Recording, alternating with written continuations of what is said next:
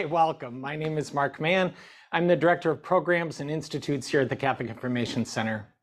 The ministry of the center creates spaces for encounter, dialogue, and community at the intersection of faith and life. We're a ministry of the Paulist Fathers at service to the Diocese of Grand Rapids and beyond. I'm very happy to welcome all of you here today as we explore Catholic social teaching. Today is, actually we kind of have a trifecta going on as far as Saint Days goes, but the two big ones that really intersect with our conversation today, and we can certainly ask their intercession, is St. Thomas More and Cardinal St. John Fisher, both of whom engaged in advocacy on behalf of their deeply held values as Catholics, standing up against the political powers of the time, King Henry VIII, and as a result, paid for their witness with their lives and through their martyrdom for the faith. And today, as we celebrate, today is the day that John Fisher himself entered the heavenly realms, and then 2 weeks later, Thomas More also was beheaded. There's a beautiful letter by Thomas More that he wrote at near the time of his death to his daughter Margaret, or Meg, and he talks about his confidence in God, and that would assure him some peacefulness and strength as he entered the final trial. So at some point, as we engage in our deeply held beliefs as Catholics, we are called to confront injustice, proclaim liberty to captives, and announce a year of favor. And at times we might be humiliated, we might be persecuted for our faith. We're going to explore how that social teaching is in action here in West Michigan through the organized community organizing of an organization called Together West Michigan. And as I said, very happy to welcome Bob Enders, Allison McCulley, and Bob Sadowski. As we continue, let's do so in prayer. In the name of the Father, and the Son, and the Holy Spirit. Amen. Amen. O Holy Spirit, we praise and thank you. You anoint us to bring glad tidings to the poor, proclaim liberty to captives, recovery of sight for the blind, to free the oppressed, and to build communities in keeping with God's vision of justice. Show us how to be a light of the world, salt of the earth, seeds that sprout love, and leaven that infuses humanity with the desire to promote human dignity and solidarity for all. Help us to listen so that those in poverty can lead our efforts to proclaim a more helpful vision, liberate captives from injustice, heal the blindness of the powerful, and free us all from our self-centeredness to build a community that overcomes poverty and builds a civilization of love. We ask this through you, who live and reign with the Father and the Son, one God, forever and ever. Amen. Amen. In the name of the Father, the Son, and the Holy Spirit. Amen.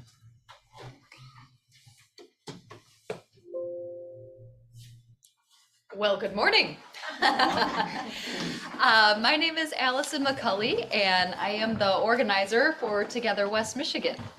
And I'm delighted to be here with Bob and Bob today and with you all to talk about our work and to talk about how that connects with the deep and long and rich tradition of Catholic social teaching. And I am struck and delighted that Mark opened up with quoting that passage from Luke 4 about sight for the blind, freedom for the oppressed, and declaring the year of the Lord's favor, because 16 years ago, those words were spoken at the very first broad-based organizing event I ever went to, as just a regular old person, not an organizer, not anything else, but a community member and a young woman who wished that things could be different, but had no idea how to do that. And I was in the gymnasium of St. Joseph Catholic Church in Kalamazoo, Michigan, with about 400 other people at what ended up being a public accountability session with the Kalamazoo Police Department's chief of police about the relationship between that department and the immigrant community in Kalamazoo that led to his commitment to an anti-profiling policy and to committing to stop asking people about their immigration status on traffic stops, which was tearing families apart every day. And they opened that event, the organization that I was coming to try out at that point, with that passage. and then did that action. And I remember sitting back at the end of that and thinking, oh my gosh, do you mean Jesus actually meant those words? This is really interesting. If this is what this is about, if this is what my faith can be about, man, that kind of makes everything more interesting. I want to learn more. And now, 15 years later, here I am. I ended up on the staff of that organization about a year later and have been doing broad-based organizing in some kind of way ever since then. So that's a little bit about me. And I've been in Grand Rapids for about the last 7 years, helping explore and then build this broad-based organization, Together West Michigan, which launched at the end of 2021. We'll talk more about that. But I'm going to let Bob and Bob introduce themselves as well. And then we're going to go around to you, and we have a question that we would like to ask each of you to answer briefly when we do. So Bob and Bob, why don't you start and then we'll ask. I'm Bob Enders. I'm a member of the Cathedral of St. Andrew, and I'm one of the two representatives. Bob's the other on Together West Michigan. I also am the chair of the social action team at the Cathedral, and I also serve as the co-chair of the immigrant refugee issue team that Together West Michigan has formed, and I'll talk a little bit about how that all came about in a few minutes. I'm really happy to be here because I see people that are interested in the work that, since my retirement, I've found a place that I can expend my passion and energy to try to help our community be a better place to live. I'm Bob Sadowski. I am also a member of the Cathedral of St. Andrews, as well as a Dominican associate. So good to see Sister here. But we're going to be talking a lot about what we're doing together as a community. And I just feel very blessed to be working with other people to create actual change in our community. I've been, interested in social justice for some time. It's always like, well, what can I do? How can I make a difference? And Together West Michigan has helped me find a way to do that. We'll be talking more about that in a moment. But first, we want to get to know each of you. So we're gonna go around and ask you if you could just quickly share your name and what parish you're a part of, if you are a part of one, and then briefly, in like one sentence, okay, briefly, one thing you hope for from today's conversation. Okay, who feels like they could model brevity well? All right. Karen Wasick, St. Patrick, St. Anthony in Grand Haven, Michigan. And what I would like to know is, how can I take action in my community? Thank you, Karen. Nice modeling. Nice job. Thank you. Someone just by passing the microphone. Great. I'm not sure I'm ready for this. Okay. I really, thank you, Dr. You don't have to be impressive, just honest. That's fine. I'm Marge. I go over to the cathedral looking to learn more about what is available, where I might have an interest to do something or to be aware of the programs and to be able to support them. Thanks, Marge. Sandy Anders, St. Andrews also. My one thing today, I am a part of Together West Michigan, and I've been thinking about this all morning, is we'd like to have more people, more parishes. And so that's what I'm hoping for out of today. I'm Nancy D'Amico, also a parishioner at the Cathedral of St. Andrew. I'm on the social action team with Bob and Bob and have attended some of the Together West Michigan sessions and just want to learn more about the association. Ready? Sure. All right. I guess so. I'm Chris Jones. I'm here as a guest of Nancy's today. I normally attend St. Mary Magdalene, and I'm not sure yet what I want to take out of today. I am not sure I'm ready to join a club, but I would like to. I just want to know how every day I can make a difference. That's all. I didn't catch your first name. Oh, I'm Chris Jones. Chris. Yeah. Thank you. I think it's got Christine on here, but That's all right. I wrote Chris off. Hi, my name is Father Bill. I'm from the Cathedral of St. Andrew, and I have to get up at 11 o'clock and leave. So I just wanted to say that so you don't think I'm disagreeing with what's being said when I leave. But my excitement about all this is to know people, to hear their stories, and to help share stories across ethnic and social differences. My name is Joe Barr. I'm a parishioner at the cathedral, and I just want to hear what's what. Okay, there we go. Fair enough. My name is Rob Franz. I'm a parishioner at the cathedral. And what really resonated with me was to create actual change in our community that Bob just phrased. So for me, to build awareness, understanding, and see what opportunities are there. Chris Franz, I'm a member of the cathedral as well. And I had the privilege of attending the first get-together of West Michigan. And it just impressed me, and I just wanted to hear more about it. Marge Giesken, and a member of the cathedral.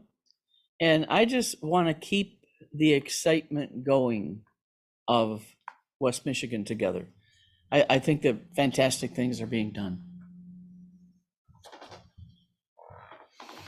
Hi, I'm Kathy Risher. I am a parishioner at St. Mary Magdalene, and I came today. I've heard things in social justice, and I want to know what's available and more of the church teachings. Colleen Main, I'm a parishioner at St. Mary's in Marne, and I full-time nanny grandma my grandchildren, so I guess I'm just looking for more knowledge to be able to pass along to the next generation. Hello, I'm Darlene Grimshaw. I belong to St. Sebastian, our wonderful pastor, Monsignor Bill Duncan. And I'm here just to learn more about social justice because I guess I don't know nearly enough. I'm Mary Postelon, yet another member of the overrepresented cathedral, and also a Dominican associate. And I'm already on the immigrant and refugee committee for Together West Michigan. And I thought we were going to call them new neighbors because they don't like being called immigrants and refugees. And I just want to learn all I can. And I'm Chris Flack. I'm a member of Immaculate Heart of Mary Parish. I'm here mostly because my friend Natalie invited me to come. And again, yeah, I'm just interested in listening and seeing what's what. So. I'm Natalie Jackson. I'm a new member of St. Andrews from St. Paul the Apostle, where I taught for 40 years, and also at St. Anthony's. And I came to listen and learn and to look for a way possibly of meeting new people and getting involved. I'm Sister Bridget Klingman. I'm the promoter of justice for the Dominican Sisters of Grand Rapids. And where our associates tell me to go, I go. And I was on the board of MICA and when this project began, and for a variety of reasons dropped out. And one of the purposes back of my head is how does all of this intersect with the Laudato Si action plan, which we are writing our final copy. Okay, I'm Mary Morris, also here at the cathedral, and also a Dominican associate. And I'm working with Bob Enders on the Immigrant and Refugee Committee. Okay. That's all. That's That's it. Folks online, Denise. Denise, would you like to introduce yourself? You'll need Yes, that. Here we go. my name is Denise Shankin, and I'm also a Dominican associate. And I'm looking for ways to be involved in social justice in West Michigan. Thanks, Denise. Lisa, would you like to introduce yourself?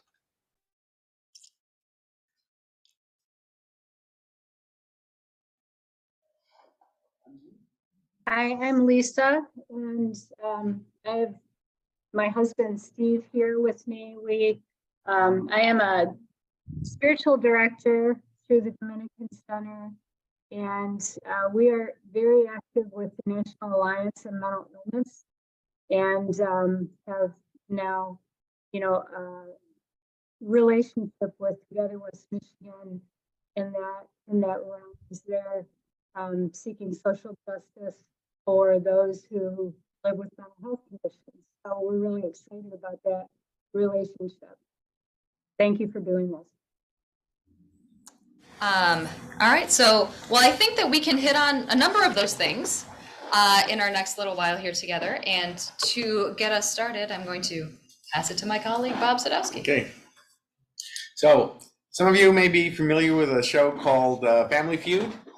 The survey says, and we're going to take a quick survey here. How many people here, and if you're on Zoom, you can use the little hand icon. How many people here feel comfortable saying you know what Catholic social teaching is and could explain it? 1, 2. Sister, you better raise your hand. Okay, for those of you who don't, and many of you came here to learn more about it today, we have 2 options. Catholic social teaching started back in 1891 with an encyclical by Pope Leo XIII called Rerum Novarum.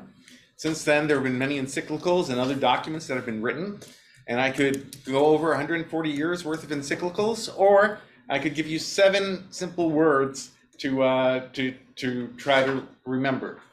Which would you prefer? 7 That's what I thought. Yeah, it's good because I wasn't ready to do 140 years.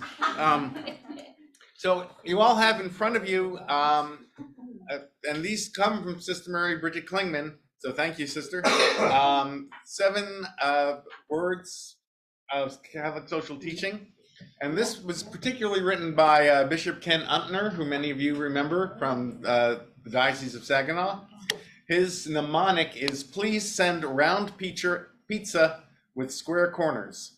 I have no idea what that means, but the words do have a meaning, and we'll go through each of them very quickly. To start with, before we even get to the first word, I do want to say a little something about that very first encyclical written in 1891, Rerum Novarum. This was at a time of the Industrial Revolution, and Pope Leo used the first 2 words, Rerum Novarum, meaning during times of revolutionary change, because people were really being oppressed by long, 6-day, 12 to 14-hour work days, very little pay, and he saw rampant capitalism, and the response to that, rampant socialism, signified by Karl Marx, as both missing the mark. So he wrote a long encyclical, and 40 years later, in 1931, during the Great Depression, another encyclical was written called 40 Years Later, or Quadragesimo Anno, sounds better in Latin. And it goes on from there. But keeping in mind that there were problems with working conditions for ordinary people due to the Industrial Revolution, Pope Leo was in favor of people being able to unionize and get better work hours, a living wage. He talked about more than just subsistence wage, but a living wage that they could support families on. So that's the beginning of social teaching. And if we want to try and narrow it down to 7 words, Bishop Untner comes up with these 7 words.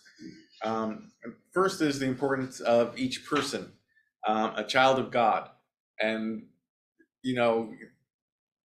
they're not as rampant capitalism, I'm not putting down capitalism itself, but rampant capitalism saw them as just, saw workers as just a means to an end, production, right?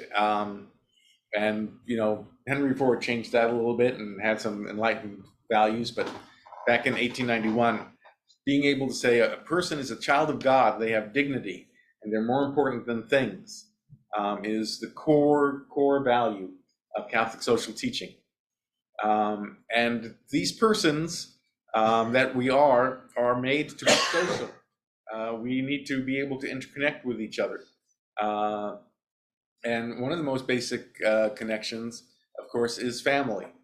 And there's a wider connection called society.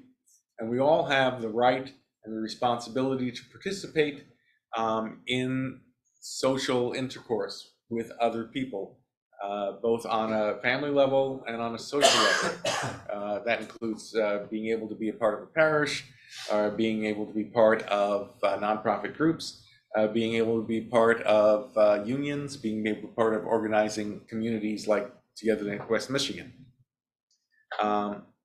And being the social beings that we are, we have rights and responsibilities. We have the right to life. That means food, shelter, healthcare, education, employment. And we not only have a right to live a truly human life, but also we have a responsibility to support those rights for others. And in particular, Pope Leo XIII and every pope and every document since him have talked about the need to be careful of the poor. In 1968, the phrase came about, the preferential option for the poor, and you may have heard that phrase, which was first used by Pedro Arrupe, who is the head of the Jesuit order in 1968. It's become associated with liberation theology. And you may remember our previous Pope, Pope Benedict, who before he was Pope was Cardinal Ratzinger, had no love for liberation theology. He was very wary of it. Although Saint Pope John Paul II thought there was some good stuff there, but he was very wary of it because he was concerned about its communist tendencies that he saw and everything. But even Pope Benedict, in his writings and his encyclicals, talked about the importance of the preferential option for the poor, and it goes right back to the gospel. The opening phrase that we heard from Luke, the parable of Matthew 25. When did we see you hungry and feed you? When did we see you thirsty and give you drink? When were you sick or in prison and we visited you? Whenever you did it to the least of these, you did it to me. So the preferential option for the poor is all throughout the gospel, and it's lifted up by every pope since Pope Leo XIII started writing about it. Work is another important section, and it's not a necessary evil. You think, oh my goodness, I have to go to work again today.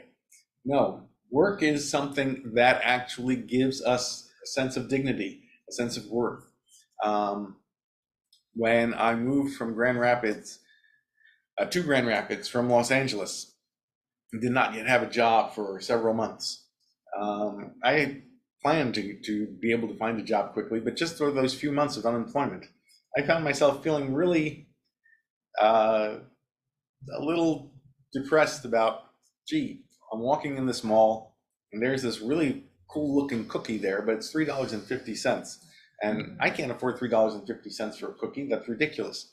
And eventually I got employment, steady employment, and don't worry about that anymore. Now I can't buy the cookie because I got to watch my weight. But cookies aside, work is an important part of just being a human being, being able to feel you're doing something useful and productive. Just not to say that we define ourselves by the work we do or by what we're able to do. We're worthwhile without any work, just as ourselves. And that's something as we get older and we can't quite do all the things we used to be able to do. It's important to remember that work doesn't define who we are, but it is an important part of the human experience and something that gives us a sense of value and dignity. And the worker needs to be paid a living wage to be able to support their families. Solidarity. We are not just in this by ourselves. We're part of a larger human family, and we need to help everyone. We need to realize that interconnectedness. that we have with others, and to be of service to others as well as to ourselves. Bishop Butner uses the phrase to be our sisters and brothers keepers, and that's the phrase from Genesis, right? Finally, creation. The story of creation says that God saw that everything is good, and we have to be good stewards of creation. Even though productivity is an important part of our economic system, we can't just use the resources of the earth without concern for sustainability, without concern for keeping it healthy. Today, concerned about climate change, all these things need to be taken into account. Pope Francis wrote an encyclical whose name is escaping my mind at the moment about climate change. Laudato Si. Thank you. That was just my little opening there.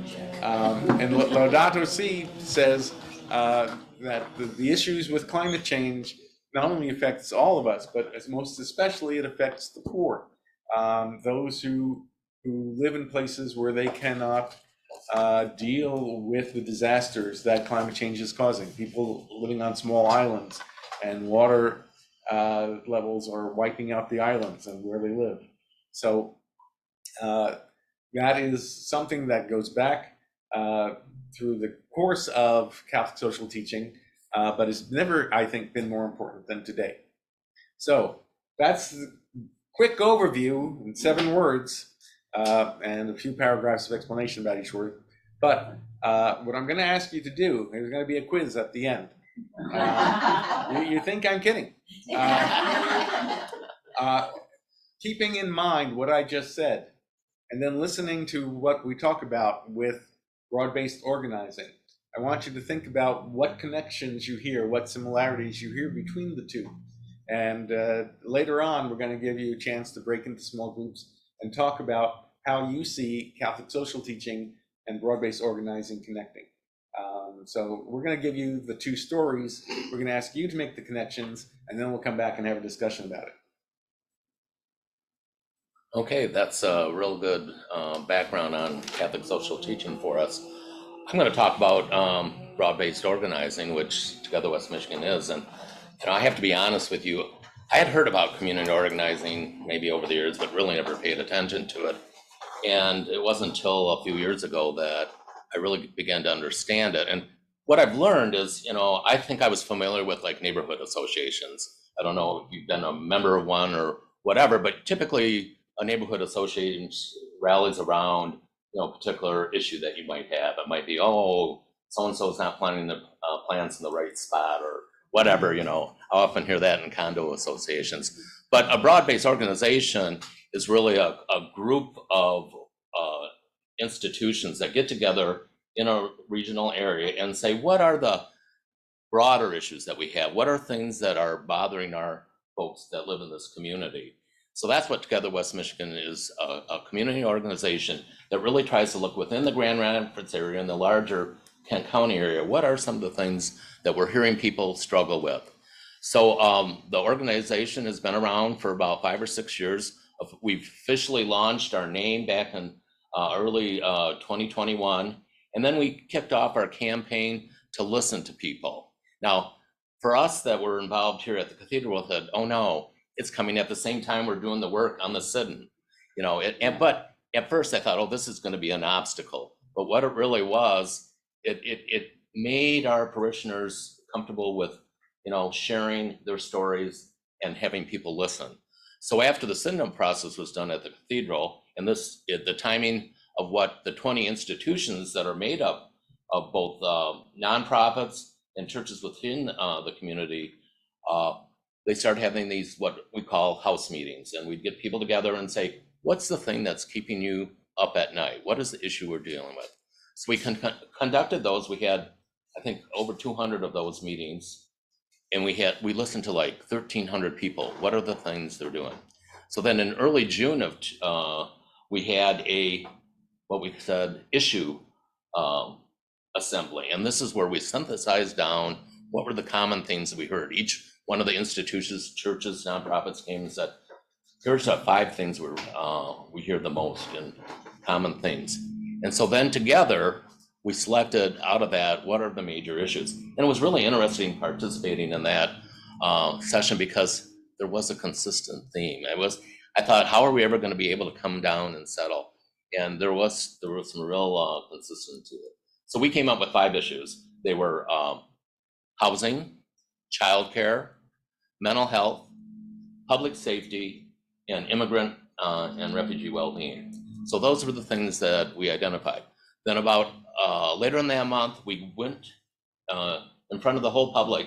We invited local government officials, and we said, these are the things that we're hearing people talk about that are, keeping them up at night. Are you committed to helping us? And we got commitment from local officials to work together with us as we would explore those issues. And beginning in July, almost a year ago, we started research action teams that we talked about, and I'm a member of the immigrant refugee well-being.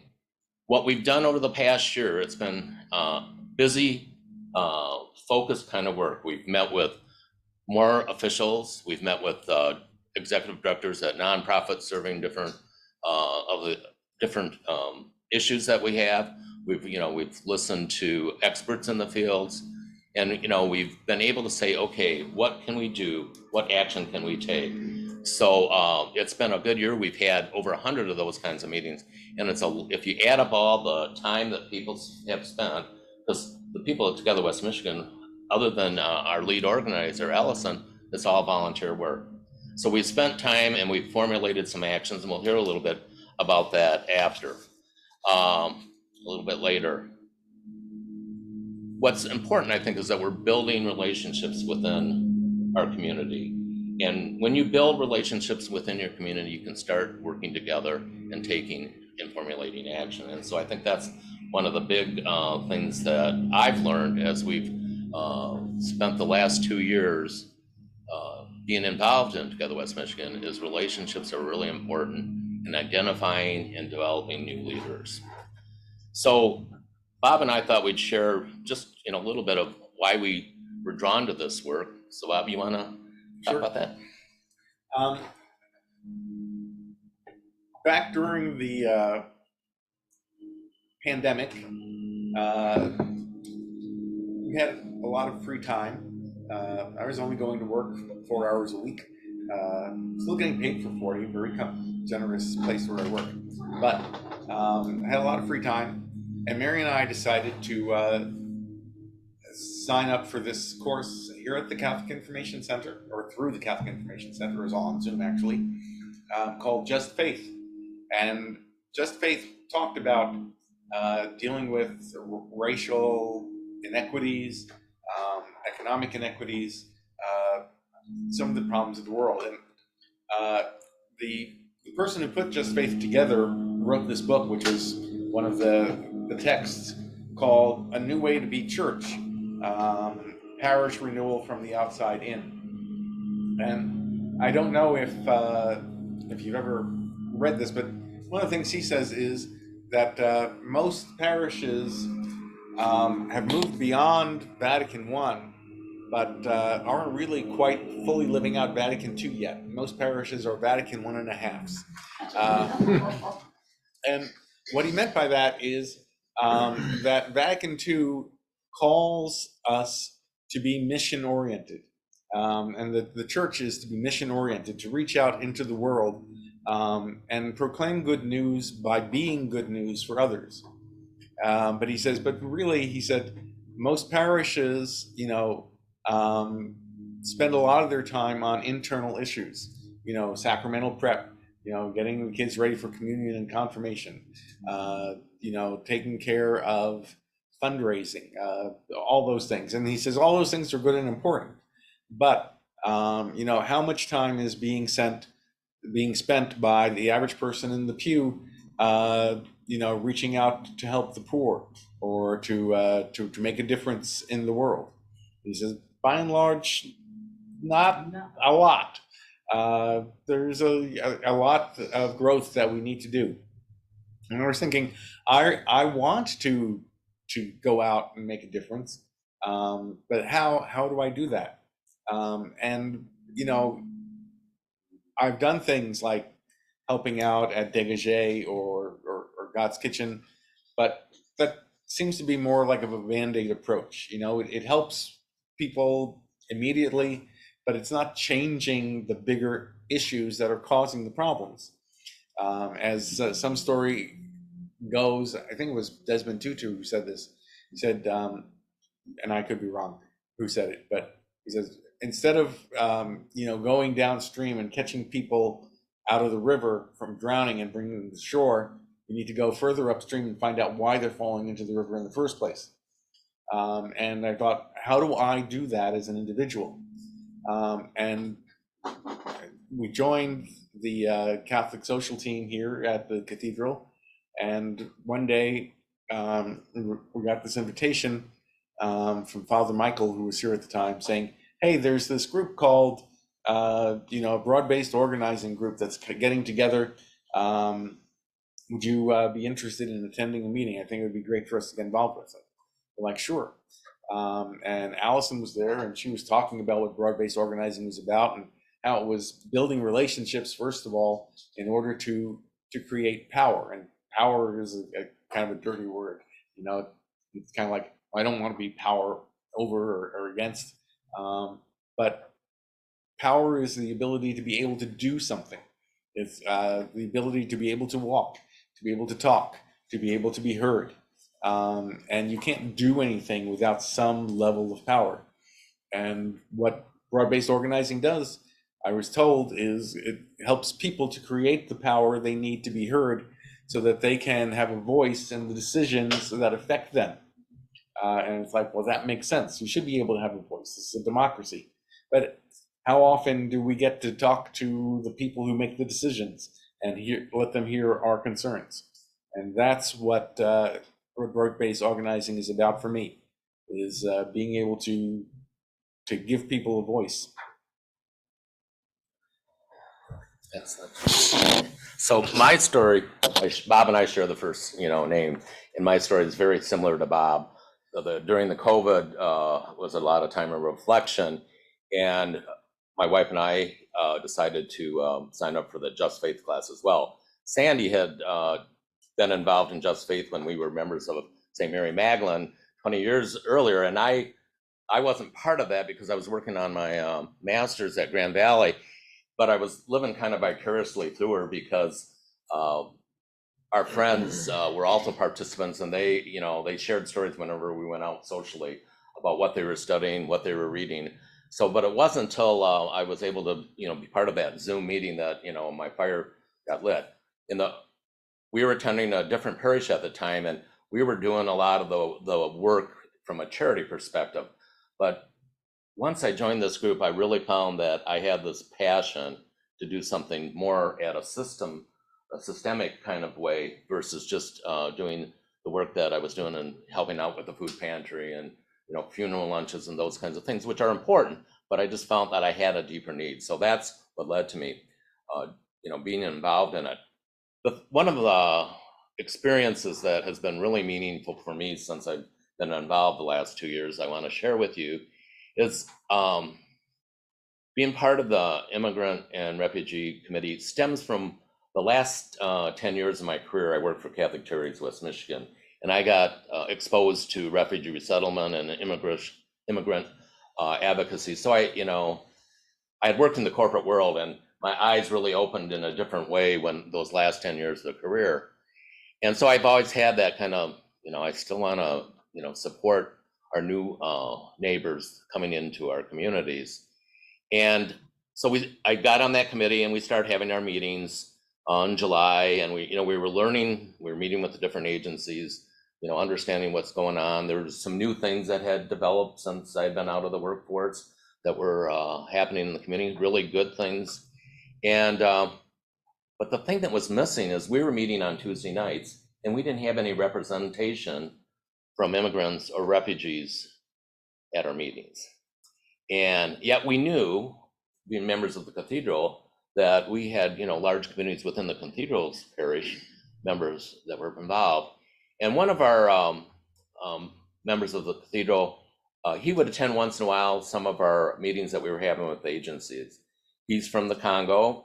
He is actually born in a refugee resettlement camp, and he's just a ball of fire. And so Allison asked him, could you pull together some people within the Congolese community here in Grand Rapids together so we can see, make sure that we're doing the right thing and we're connecting the right thing. And what we discovered, and this is the thing that was a really big aha for me, is that, refugees and immigrants, they typically work second and third shift. No wonder they're not involved in our meetings. So we started meeting on a Saturday morning. And so the first time we had a meeting in the cathedral basement on a Saturday, and we had these young, energetic refugees wanting to do and be involved in things. It was so enlightening, and so like, this is what it's about. And since I've had additional training about what community organizing is, it's a lot about developing leaders within our communities. And the one thing that we were consistently hearing within the immigrant refugee group is they wanted training on how to navigate through all the different things that our society has: education, housing, our healthcare system, all those things that for a lot of us we take for granted, or in some instances we struggle with. How do you get through the insurance part of your healthcare? And so, but they don't want to be taught. They want to learn about those so that they can help their fellow people within their communities. And that's, it's kind of contrary to what you might hear some of the narratives in our society. So for that experience of understanding that we have people within our community that want to be involved and make a difference because they want to be new American citizens, to me, that is just what this is all about. All right. For me, one of the moments that stands out was at our last meeting back on May 20th, where we had a meeting of 350 plus people, plus various representatives. We met with the chief of police, but what I'd like to talk about this morning is we had representatives invited by our childcare team, which I'm not a part of, but they had been doing a lot of work on the childcare crisis here in Western Michigan, in Grand Rapids in particular. And they had several people come forward, talk about, I have my master's in, childhood, early childhood education. And yet, I'm getting paid, $12.50 an hour. And I have to work 6 jobs in order to make ends meet, 6 jobs. It makes my childcare suffer. I'm having health issues from all the stress. And 5 or 6 people who were childcare people came up and told their stories about not only how it affected them, but how that then affected the parents if they don't have someone as a substitute. If they get sick or they have an issue, then they can't provide childcare. The parents can't go to work because they have to take care of their children. That affects work and productivity at work. So it affects the entire population. And the childcare team had been talking to some of the people in the county who are in charge of the childcare millage proposal, and wanted to talk about this. And they were told very politely, but very straight, it's like, you don't really rank a seat at this table. There's a kiddie table down there 2 or 3 tables over. Start talking with them, and maybe eventually you can work your way up. Well, after this event, some of the people who had been there were the people who had said, go sit at the kiddie table. And they came up, and one woman said she was crying and that she didn't know, she had no idea of these things that were going on. And we need to work with you to do something.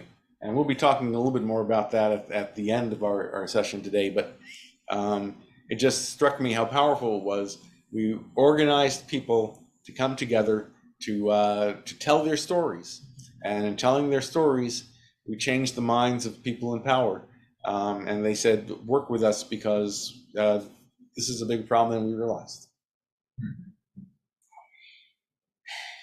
One of the things that we talk about in broad-based organizing, which is the model of organizing that we use at Together West Michigan, is this idea of power before program. Another way of thinking about that is having the power to change something or impact it or get to the table before you ever choose what issues you're going to work on, which is backwards from the way a lot of us have engaged in change work before, the way that we think about it. And one of the reasons is sometimes you need to immediately respond on an issue, and there comes a point where you have to have staying power in order to really make a difference on that issue, right? And so the reason that this decision maker came to us and said, hey, never mind the kiddie table, come to the table at the center, was because we had built power through building lots of relationships and finding and developing lots of leaders to the point where we could turn out a standing room only crowd and have public officials making commitments on our issues beforehand. And then they saw it, right? So I want to talk a little bit about some history of our work in broad-based organizing to give you a little context, and then tell you some more stories and then let you talk with each other, okay? So Mark, can we look at the PowerPoint? You bet. Okay. So Together West Michigan is part of a national network of other broad-based organizations like us called the Industrial Areas Foundation. It's like the most boring name ever. Like the Industrial Areas Foundation, right? What does that even mean? And it's called that because it started in the industrial areas of South Chicago around the time that Bob Sadowski was mentioning earlier in the Industrial Revolution, okay? So you can see, these are some of the pictures of our events and our work. In that bottom left picture, those are actually all members of the Cathedral of St. Andrew, who are part of our immigrant and refugee well-being team and ran a piece of our most recent action with the Grand Rapids Chief of Police. So you can pop over to the next one. So the very, very first broad-based organization that we credit in history is called the Back of the Yards Neighborhood Organization in South Chicago. And you can see the signs there, St. John, St. Michael's. That organization was largely built from Catholic parishes and labor unions, okay? So in the early 1900s in South Chicago, this group was built in the area where all of these immigrants were living and working in the hugely expanded stockyards.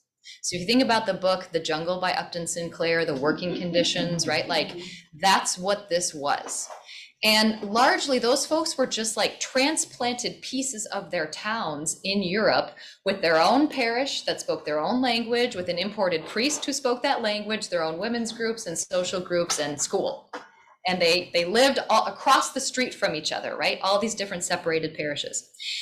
And so that sort of worked, and they were kind of able to handle their own problems-ish until 1929, the beginning of the Great Depression, right? So this huge economic disaster happened and put the squeeze on people in a way they had never felt before. And they started to think, and actually one of the very first organizers of broad-based organizing came along and said, you're gonna need to get together or you're not gonna make it. And that resonated because people felt it and they knew it. And so they innovated in the Back of the Yards neighborhood this model of, instead of organizing individuals one by one, organizing the institutions where people associated with each other on the regular basis. Their parish, their union local, their neighborhood association, their ladies auxiliary, and brought those groups together to form a broad-based organization of institutions with the power to be able to push for the things that people really needed. And so this is a picture from their very first event where they launched publicly, and on stage they had John L. Lewis from the Mine Workers and Archbishop Scheel from the Catholic Diocese, who was actually, people threatened to take his life for standing on stage with a union leader and supporting this cause. But he did. There were 10,000 people at the launch of that organization, and many of those were workers in the meatpacking plants who were on strike. And the next day, Hormel Meatpacking settled the strike with those workers, gave them a contract, and that group became the model for a number of things across the country, including how to build a broad-based organization and the school lunch program that exists today, which started in the back of the yards in the Depression to provide kids with food. So our work has deep, since 1930, when this organization was founded and broad-based organizing sort of had its inception, has had deep roots in the Catholic Church. Those were some of our very first members. And those connections, not shocking when you think about the 7 words in Catholic social teaching, have endured, and that connection has grown over the last 80 years as we've continued to build. So you can go ahead and pop forward. So we have done a lot of work. A lot of our member organizations across the country have parishes that are members. And over the last several years, one of the big things that we've done together was a huge amount of our training and development of leaders is rooted in Catholic social teaching. And we built a whole curriculum around Catholic social teaching to help parishes understand what it means to live our faith from Monday to Saturday before we go back to Mass again, and called that curriculum Recognizing the Stranger, which talks about everything from our baptismal vow and what that means, to the Eucharist and what it really means to be part of the body of Christ and to recognize others as part of the body of Christ, and then how you actually can do that concretely. And so the U.S. Council of Catholic Bishops gave our national network a strategic grant for 5 years to do this training of recognizing the stranger across the country in dozens of dioceses with thousands of people, which we did, including a Zoom version online in the Catholic diocese here during COVID. And the focus of this is to find and develop leaders to be the church and help others learn how to be the church in this organizing way. And so I could tell you stories on stories on stories about this. Can you go to the next slide? So, these are just 3 of the dozens of trainings that have been done across the country, largely with Spanish-speaking leaders. And it was a way to start connecting people across ethnic lines in their parishes as well. So in Houston, after this training, folks went back and organized a raise for the lowest paid workers in their school district with money that was coming down from the federal government that was going to go to administrative raises. But instead they organized, because their members were the lunch ladies and bus drivers and school janitors, many of whom had the closest proximity with the kids besides the teachers, and gave them a raise from $9 an hour to $12 an hour across that district. There was, in Dallas, folks organized a parish ID program recognized by the chiefs of police for folks who couldn't get a driver's license. They could get an ID through their parish that the police would recognize and not separate them from their families on a traffic stop. Another parish said our kids are at a really dangerous bus stop at this intersection where they're in danger of getting hit all the time, and worked with the schools to get the bus stop just moved to a safer place. These things that people live every day in our lives that are part of our responsibility to care for each other. So there's lots and lots and lots of these, right? But it just speaks to, a lot of us are looking for ways to enact our faith. We're just kind of looking for how, and this work is about giving folks the how. Another piece of work that we did was, as the synod process began, parishes and dioceses who had been working with broad-based organizations like ours, part of our network across the country, looked around and said, holy smokes, this sounds a lot like house meetings that we've done with you all before. Could we maybe work together to make a stronger synod process in our diocese? And they did. To the point where it was in the National Catholic Reporter. And we did some work here with some folks from the Cathedral of St. Andrew. Rob France was at the head of that and did some outstanding work. It was really fun to work with. And taught folks basically house meetings from our tradition to have conversations in small groups about what's really going on in people's lives in their parishes, which was the synod process. Okay. Go ahead.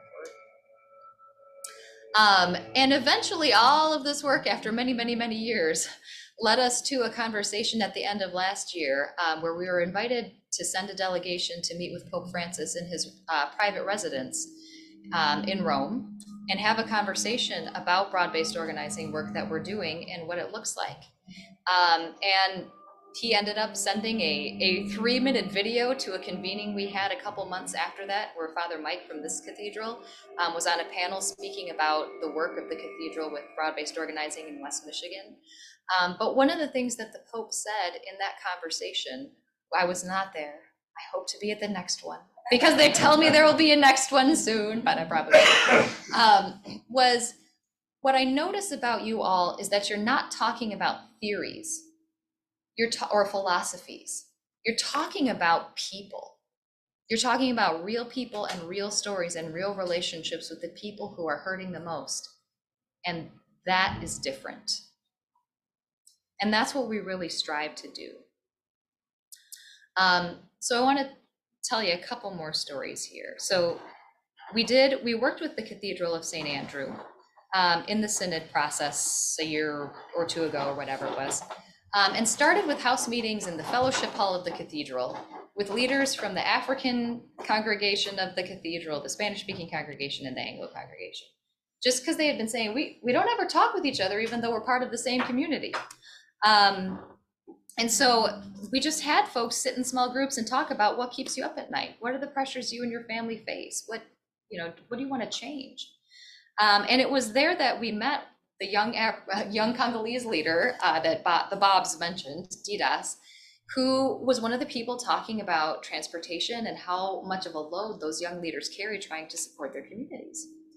Well, Didas ended up as part of the Immigrant and Refugee Wellbeing Team, part of all of these actions to research possibilities for navigating services and transportation, which they ended up boiling down to one thing that would really help to start is if we could just take the driver's test in our own language, because then people could get their driver's license and drive themselves instead of being on an eternal learner's permit and us having to drive them everywhere because they're afraid of the police, because they don't know the rules here. And so Didas was one of 3 African leaders who was on a call with the Secretary of State Special Projects Director and got a commitment from her to translate the written test into Swahili, to pilot an interpretation program in local Secretary of State offices so folks could get any service they need in Swahili over the phone to start and look at expanding that, and to do a mobile clinic in Swahili with those leaders in a place that works for their community to get access to the services that they need. And they had the Deputy Secretary of State himself come to their meeting in May, stand up front with them and commit to those things publicly with them. And they were the ones who asked the questions and stood at the front of the meeting, and it was their work. Right? And that makes a difference. That means Didas can take a nap for like 1 hour so that he can then go to school and go to work in like the 3 businesses that he owns. Like he's 22, you know what I mean? Like he's running. It just means he can take a nap because someone else could take the driver's test in Swahili. So I guess one other thing, out of those synod meetings and then reflected in the house meetings that we did, stories kept coming up among Spanish speakers about conversations or issues with the police. Like people are terrified of the police because they can't get a driver's license if they don't have legal papers to be here. And they're afraid their family's going to get torn apart and they're going to get arrested. And at times they do, depending on what police department it is. So we had built a relationship with the Grand Rapids chief of police. And he had expressed some interest in addressing that issue. So one of the stories that really pushed that issue was from a member at the cathedral who said, one time I was followed home by a police officer in Grand Rapids. They followed me into my driveway, parked behind me, came to my window, asked me for my ID. I turned to get it out of my purse, and when I turned back, there was a gun in my face. This was a woman. Yeah. So that team, we said, do you want to talk with the chief of police, to some of these Spanish-speaking leaders? Go talk with your folks and see if they want to do it, and they did. So actually, on that screen, you can see in the top right-hand corner, a group of about 15 Spanish-speaking leaders, mostly from Catholic parishes, Holy Name of Jesus, St. Francis Xavier, the cathedral, and some community groups, meeting with Chief Winstrom a couple months ago to say, listen, this is what we're experiencing, this is how it feels. What we really want from you is just for you to clarify for us, what IDs will you accept if we can't get a driver's license? Like, could you just give us a list? Just tell us what they are. And he did. And they said, this is great. But also, if you just say this to us and then we go tell people, they're not going to believe us. They have to hear it from you. So will you come on May 20th and speak to our whole assembly and publicly say to them what you just said to us? And we will bring people from our parishes. And he said, yes. So they turned out people from their parishes, a Spanish-speaking news station, and Chief Winstrom came and said, if you come to the Grand Rapids Police Department or encounter any of our officers, you can walk in and say, I don't have papers, I am undocumented, and we will say, that's nice, what help do you need? And that made the world of difference to them. And so, this is at the end of the day, that's what it's about. It's about all of the issues that we're passionate are issues because they are affecting the real lives of real people who we know and love, and ourselves. We don't just go in and say, what's going on in your life? What's keeping you up at night? We're asking ourselves the same question. What keeps me up at night? And what are the things that we have in common that are keeping a lot of us up at night that we might be able to do something about? And we talked about this starting with work and the encyclical around work. And I sat with a Catholic parish member from this cathedral the other day, a young African man, who was telling me a story about how his company wanted to reduce their expenditures, and he was a team leader on the floor making $19 an hour. And they came to him and said, you're doing all of these things wrong, which he wasn't. He was like, I'm not doing any of these things wrong. So we're going to dock your pay $5 an hour and move you down. And they did that to several dozen other leaders so that they could cut their pay. He has 2 little kids at home and is trying to make ends meet and take care of his kids. He's like, $12 an hour, I can't do that. And so he's trying to figure out how to make the money he needs to support his family. A bunch of the people did you all hear the PBS story on Hearthside Foods here about the children in Grand Rapids, Michigan, Hearthside Foods, one of the biggest food processing plants in this area that makes cereal. It smells like cinnamon when you walk or when you go by sometimes because they're making Cinnamon Toast Crunch. Started hiring people through temp agencies because it was cheaper. And the temp agencies were bringing in unaccompanied minors from other countries who needed to work to support their families and send money home to work in those factories so that they could pay them less. So you had 14 and 15-year-old kids who would go to Union High School and then stay up all night working third shift at Hearthside Foods illegally. And like that happened here. I talked with the secretary at St. Francis Xavier Church. I said, have you ever heard anything about that? He said, yes, my wife and my mother-in-law both work at Hearthside Foods, and it's not a great place to work. So there's a lot still going on. We've sort of come back full circle, right? And one of the things we talk about is the desperate need for our institutions that have historically protected our families, have stood between those families and the pressures of work and culture and life and the cost of housing and the provision of childcare and helped navigate those things. Those institutions have struggled over the last few decades, and the desperate need for those institutions like our parishes and our neighborhood associations and our unions or whatever to come back together and think seriously about how to build relationships with their members and create power together to address these issues that people are living every day. We're gonna stop talking because we've been talking at you for a long time, and invite you to take about 15 minutes to turn to the folks at your table, or if you want to combine tables, you all in the back, if you want to combine tables so that you have more than 3 people, go for it. Mix it up with some people you don't know as well, and give you some time to talk about where do you see connections between all of this that you've just heard about this broad-based organizing work and Catholic social teaching. And then we're gonna, actually that's not true, we're gonna give you about 10 minutes, and then we're gonna come back and share together a bit, and maybe answer a couple of questions that you might have. So, where do you see connections, and maybe what questions do you have if you have any questions? Perpetual coffee block.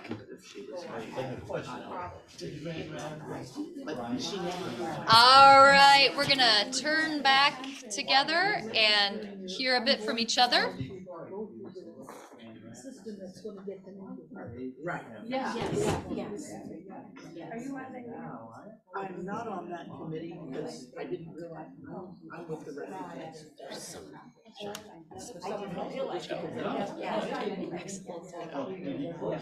All right, I'm gonna do the teacher thing. Clap once if you can hear me. Clap twice if you can hear me. All right, thank you to the teachers who taught me that. All right, so let's just hear back real quick, maybe from each table. So was there a highlight at your table or for you that you would like to share back? Starting over here. Any highlights you want to share? Well, I think we could see almost all of these Catholic social teaching being involved or being played out in what you're doing, in the work that you're doing. It's obvious that. And I said, Chris even said, you could take the Catholic off the top.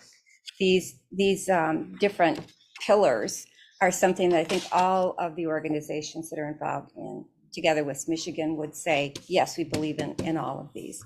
But we also talked about how this was not something that you just got together and said, okay, we're going to talk to these officials. The groundwork that went into what you had to do to get to the point where you have the authority and the power together to affect change was such a long process and so many meetings and such a long time to get to where now you're seeing the benefits or the fruits of the work that you've put into it. So I think it's really amazing what's been done.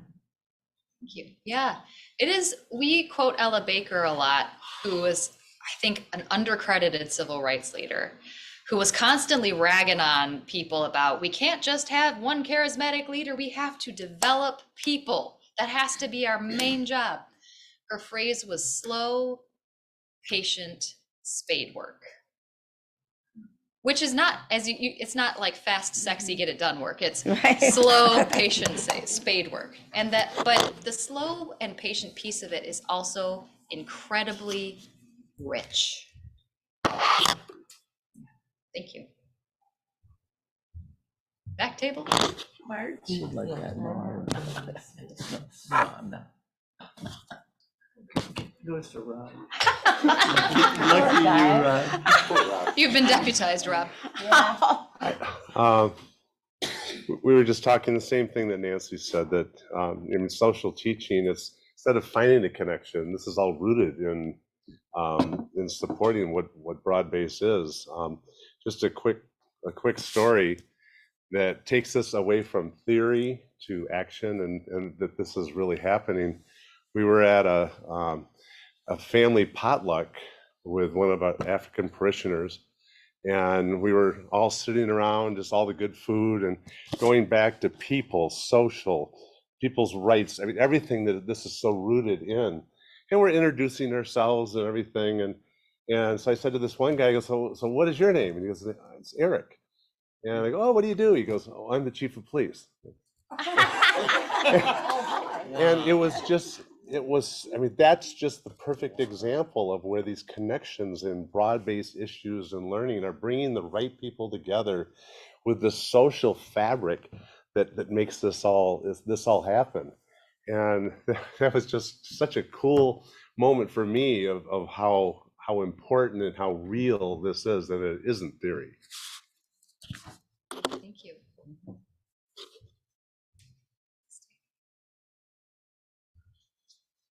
You're at a table by yourself. Does that mean you have your own coffee?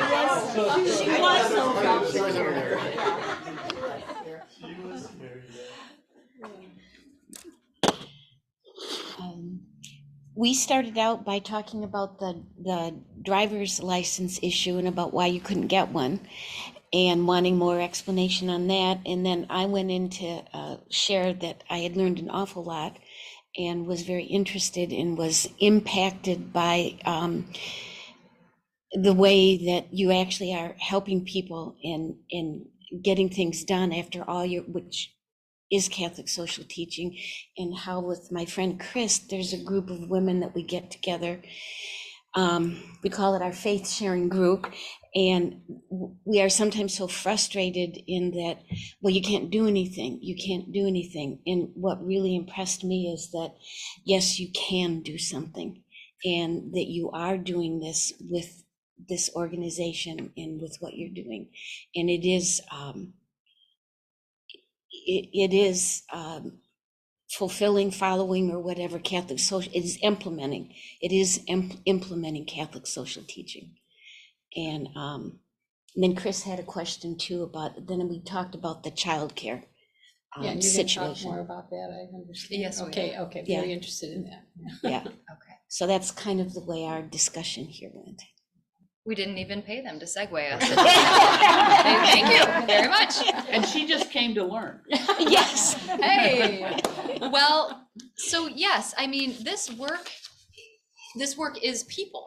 And we're always looking to find the people who are asking the question, how do I do something? And, bring you into the work or invite you into ways that you can be part of doing something, invite others to do the same. So one big opportunity that is coming up is, in fact, the flyer on your table that says Caring for Our Children. One of the issues that came up in our big listening campaign that we mentioned was childcare, specifically that families are wildly cost burdened by childcare. It costs so much money to do it well. The families are struggling to pay. The providers are struggling to pay providers. As you heard, like the salaries are often a pittance. And so finding people to do the work, let alone stay in it, is extremely hard. And families are struggling, and children are struggling, and business is struggling, and neighborhoods are struggling because of that. So we're really in a crisis moment. And it happens that we are in the first county in the state of Michigan to recognize this problem 6 years ago and actually pass a millage for early childhood education to help develop children and help families support their children. Now, it kind of started out as like, we want a workforce that can come and work in our jobs, and we recognize early childhood as a part of that, and has evolved into, oh my gosh, not only that, but our families need care for their children, and our children need good quality provision.